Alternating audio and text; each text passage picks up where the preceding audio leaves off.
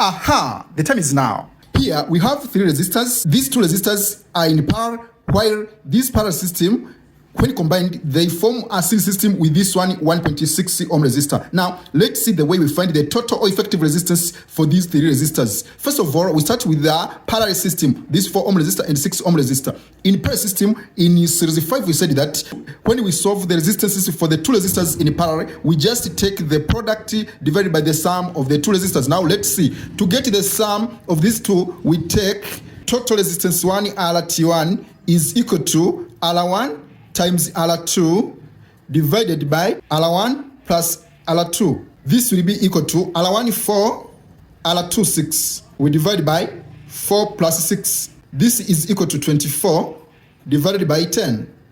This is equal to 2.4 ohm. Now, after combining these 2 which are in parallel, the resulting resistance, which is 2.4, becomes in series with this 1.6 ohm. So a new circuit look will be this way.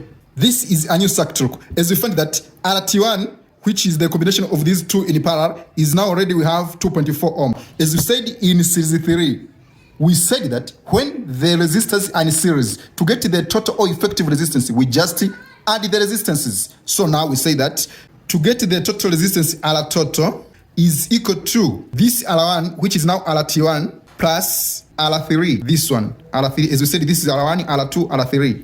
So this is equal to RT1 already 2.4 ohm. We add R3, which is 1.6 ohm, this one. So the final answer becomes 2.4 plus 1.6, we get 4 ohm. Therefore, the total or effective resistance for these 3 given resistors is equal to 4 ohm. Make sure that you subscribe and you share so that you get more videos in our channel. Thank you. Have a nice moment.